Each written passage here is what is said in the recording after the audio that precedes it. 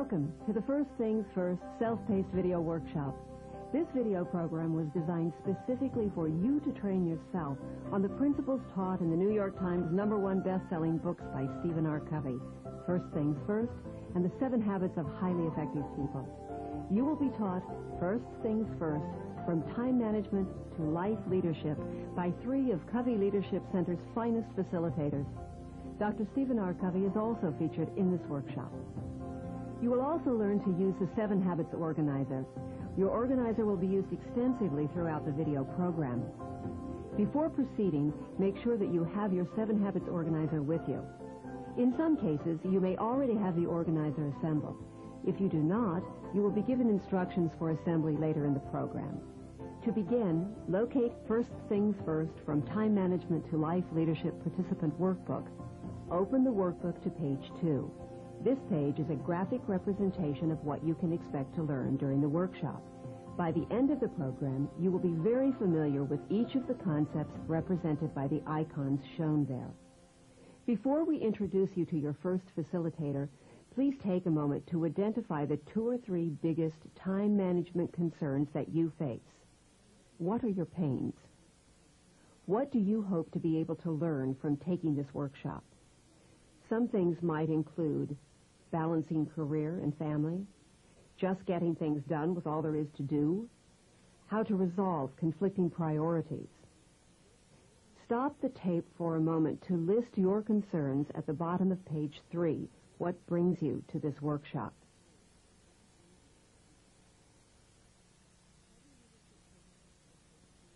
Covey Leadership Center facilitator James Cathcart will now take you through the first segment of the course. Let me just ask you a question as we begin the course. When I use the term time management, what comes to mind? What do you think about when you hear those 2 words? What I'm going to do today. What you're going to do today. Good. Any other thoughts, feelings? Kind of visceral gut reaction. Time management. Priorities. Priorities. What else? Or managing your time. Okay, managing time. Organization. Good. Any others? Wish I did it. Wish I did it. Time management kind of induces a lot of guilt sometimes, doesn't it? The very term sometimes is a term of dread for people. I wish I could tell you today that you were attending a time management course, but you're not. Not really. That's the term we use in the industry because that's kind of become the watchword. That's what you call this kind of a thing. But in reality, there is no such thing as time management. The very term time management is an oxymoron. What does that word mean?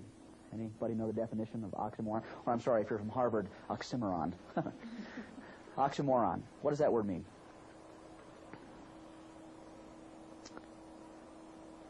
It means a contradiction in terms. 2 words that go together to form a term that actually contradict each other.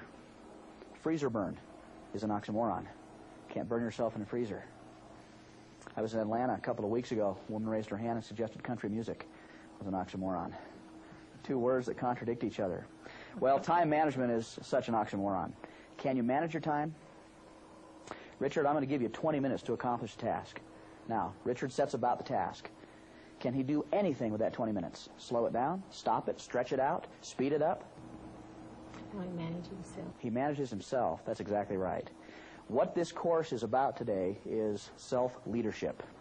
It's what you do with the time you have. I am not today going to teach you how to stretch out your time or to get more time. We all have a finite amount of that. I'm certainly not going to teach you how to get more stuff done in the time you've got. That's the traditional approach of time management. And we take a very different approach. Life leadership, self-leadership. That's what this course is about today. This course is based on principles taught in the best-selling books written by Dr. Stephen R. Covey, The 7 Habits of Highly Effective People, and First Things First. You need not have read these books to take this course. All of the information that you will need to understand the 7 habits will be provided. In this workshop, you will focus in particular on Habit 3, put first things first. You will also learn about Habit 1, be proactive, Habit 2, begin with the end in mind, and Habit 7, sharpen the saw. As we begin this course, Dr. Covey will introduce you to the fundamental principles that will be discussed today.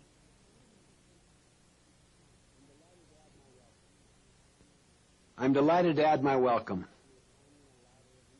Have you ever felt like you were climbing a ladder of success, one goal after another, got to the top rung, and then realized the ladder is leaning against the wrong wall?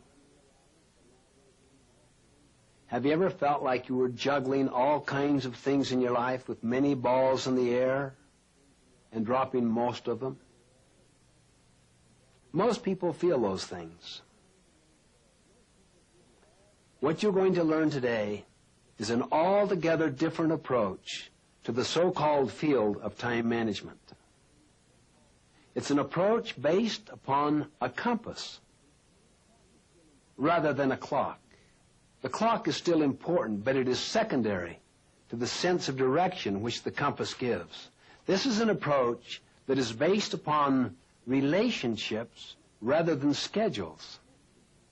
An approach based upon effectiveness rather than efficiency. This will take a tremendous investment on your part to learn this approach because it is so fundamentally different. But we'll go through a 6-step process and introduce you to an extremely powerful tool which we call the 7 Habits Organizer. If you make that kind of an investment conscientiously and be introspective, we'll guarantee it will have a profound effect upon the way you lead your life, upon the quality of your relationships, upon your peace of mind, upon what we sometimes call the 4 needs of all people: to live, to love, to learn, and to leave a legacy.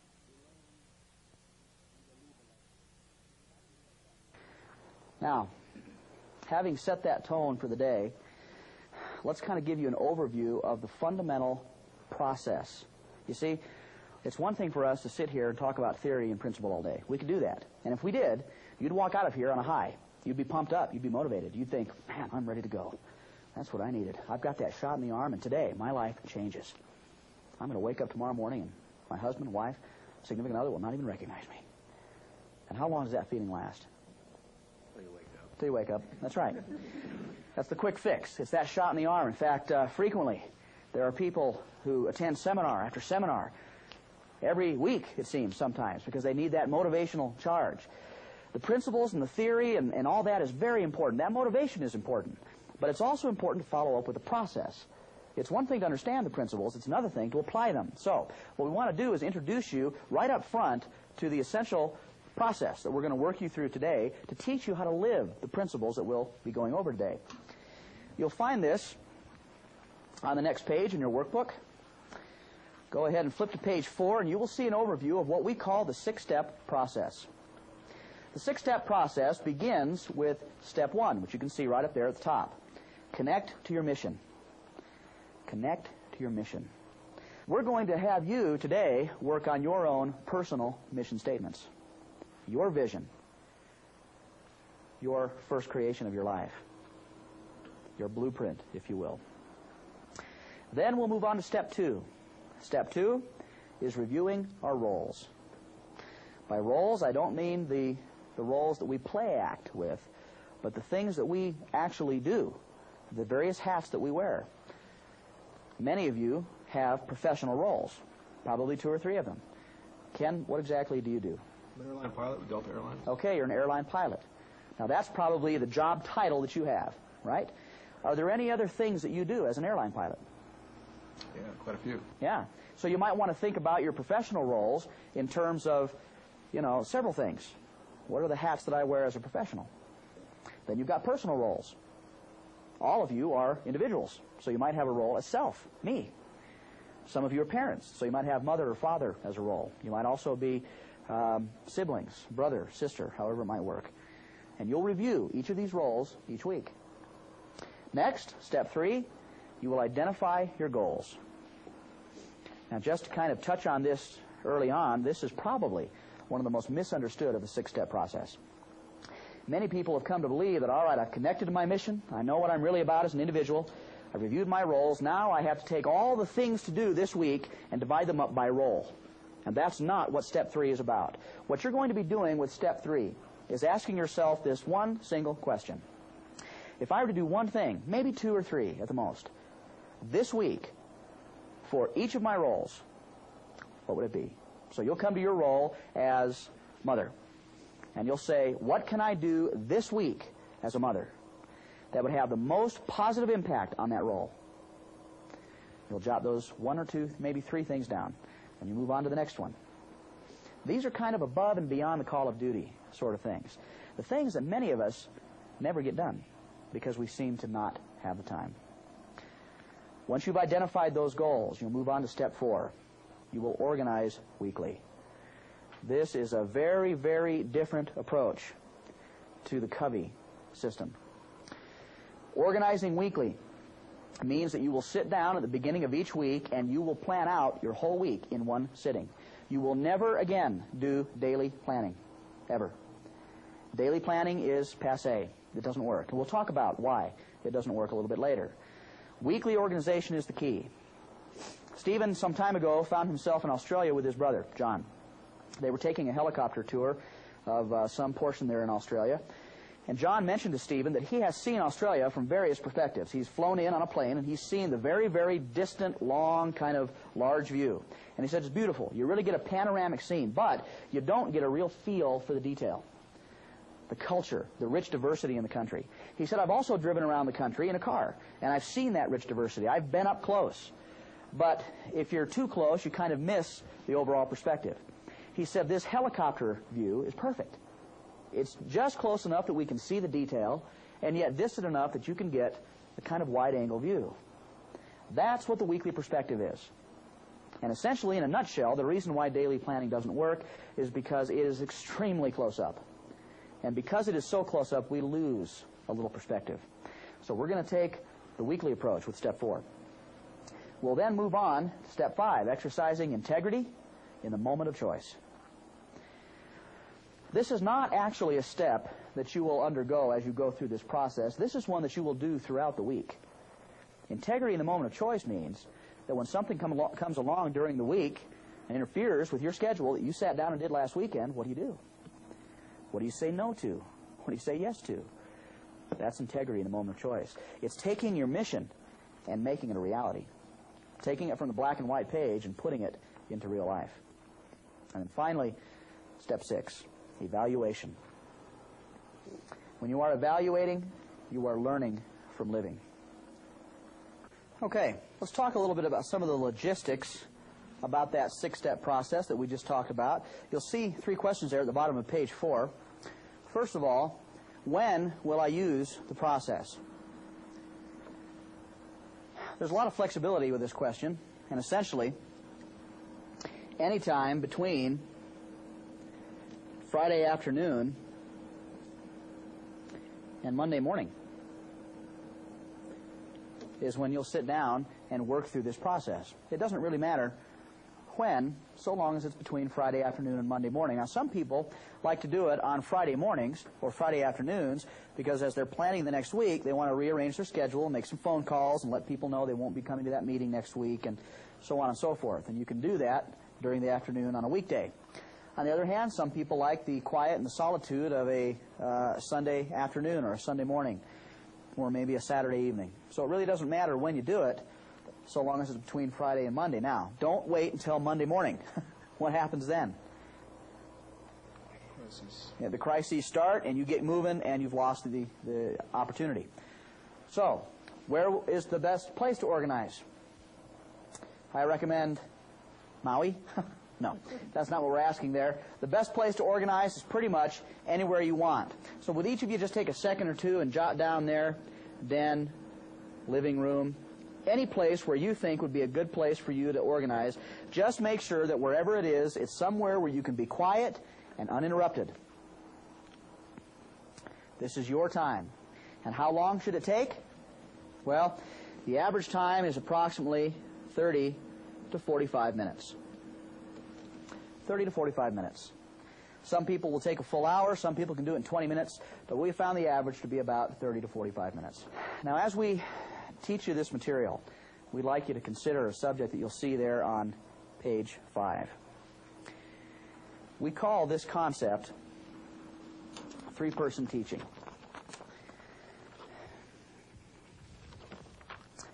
Let me ask you this. Lisa, if I were to tell you that at the end of the course today, you were going to walk into another room and you were going to teach 30 minutes of this course, I was going to randomly give you 30 minutes, just 5 minutes before you went in and taught it. Would you listen a little closer today? Yes, I would. You would, wouldn't you? The three-person process works like this. There is a first person. You can see this there on page 5. That first person has something that he or she wishes to share with someone else. Now, in this setting here today, the first person would be me, myself. I'm going to share with you this material that I feel very strongly about. You are this second person here. The second person's responsibility in three-person teaching is to capture first the material. They do not judge. They do not say, yeah, but. They just capture. That's all the second person does. Seek to understand the material. Then, once they've captured it without judgment, they expand upon it. And that is fundamental as a second individual. They capture without judgment, and they expand. Later, they study it. They put it to the test. They form judgments.